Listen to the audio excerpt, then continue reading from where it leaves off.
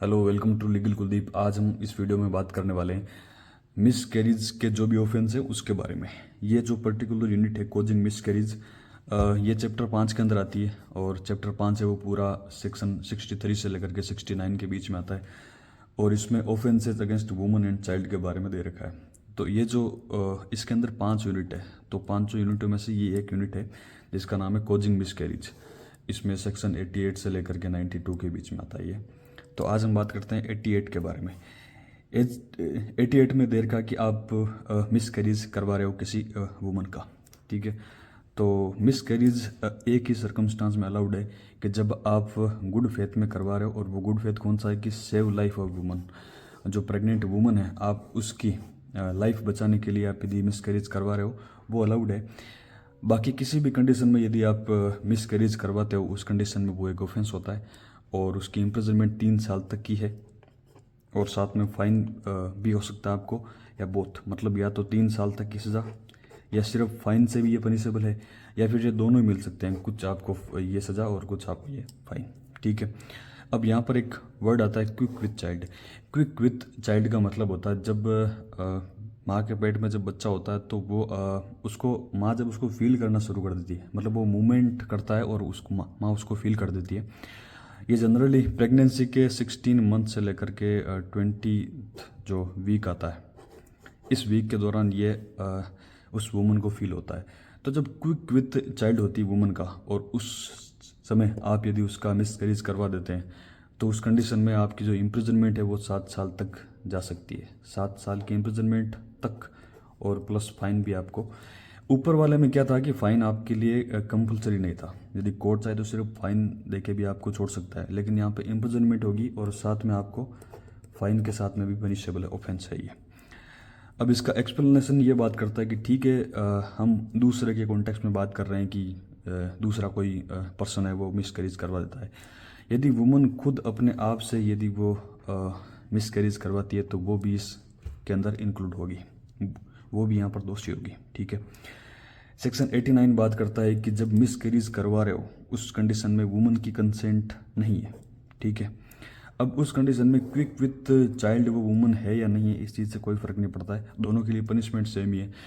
तो without woman की consent के आप यदि मिसकैरेज करवा रहे हो तो उस कंडीशन में या तो आपको एलआई मिलेगी, और यदि आपको एलआई नहीं मिलती है तो इम्प्रिजनमेंट जो कि 10 साल तक एक्सटेंड हो सकती है और साथ में फाइन। और यहाँ पे जो इम्प्रिजनमेंट मिल रही है वो आइदर डिस्क्रिप्शन की हो सकती है, मतलब या तो वो सिंपल इम्प्रिजनमेंट होगी या फिर रिग्रेस इम्प्रिजनमेंट होगी, ठीक है, कोई सी भी हो सकती है आपको।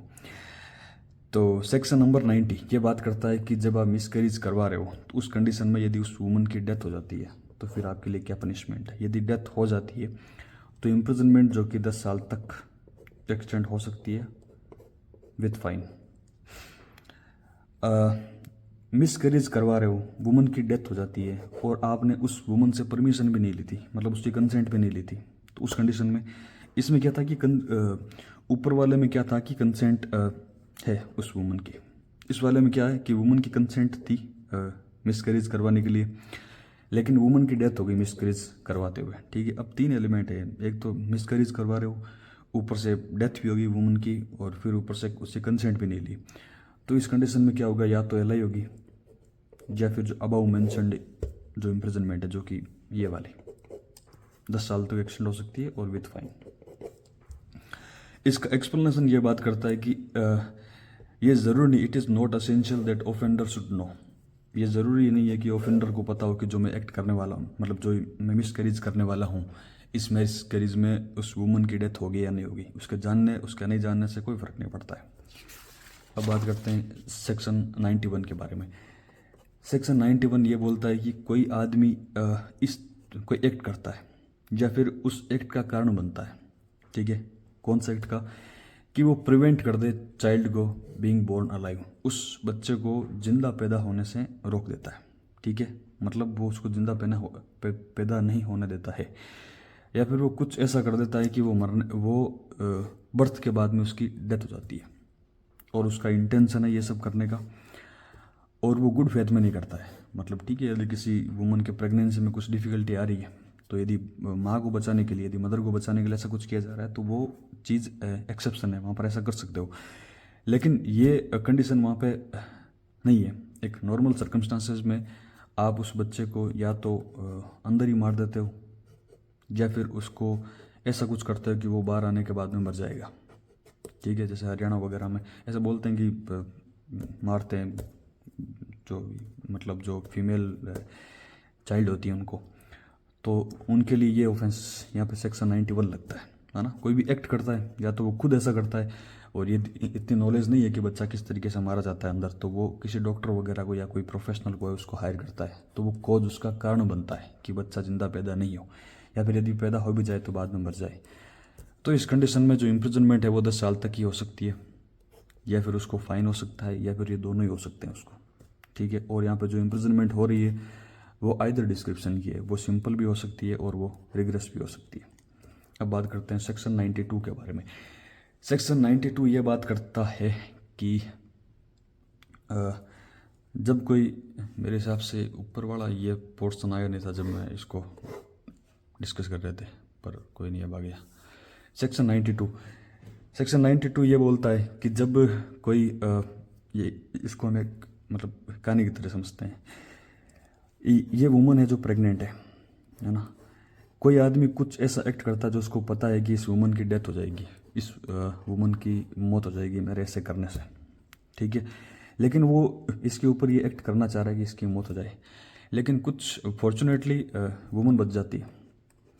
लेकिन अनफॉर्चुनेट क्या होता है कि वो वुमन क्या थी, प्रेग्नेंट थी क्विक अनबोर्न चाइल्ड के साथ में। अब क्विक विथ चाइल्ड मैंने आपको बता दिया था कि जब मदर बच्चे को फील करने लग जाए तो वो बच्चा एक मतलब प्रेगनेंस, जब फर्स्ट प्रेगनेंसी होती है तो उस कंडीशन में 20 वीक भी लग सकते हैं वो मूवमेंट वगैरह फील करने में। लेकिन जब सेकंड प्रेगनेंसी होती है तो 16 वीक से लेकर के 20th वीक तक कभी भी फील हो सकती है। ठीक है, तो क्विक विथ चाइल्ड है, वो प्रेग्नेंट वुमन है, इसकी तो मौत नहीं होती है वुमन की, लेकिन इस बच्चे की मौत हो जाती है, मतलब वो बच्चा मर जाता है।